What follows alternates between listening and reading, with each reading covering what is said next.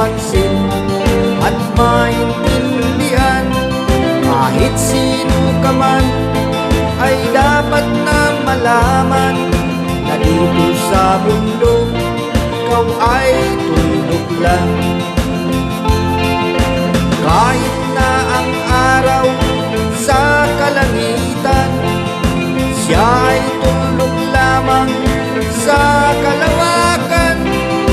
Lahat ng bagay ay tulog ang pinanggalingan, at kung masdang mabuti, tulog ang uuwian.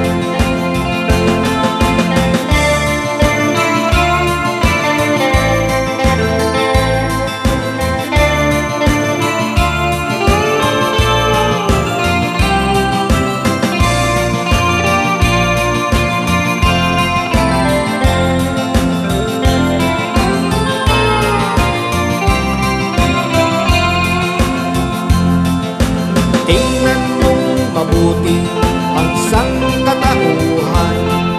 Maraming nag-aaway, tulog lang ang dahilan. Sa aking nakita, ako'y natawa lang, pagkat ang nangyayari malaking kaibangan.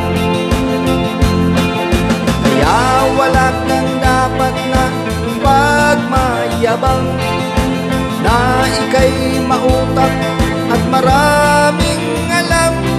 Dahil kung susuriin at ating iisipin, katulad ng lahat, ikaw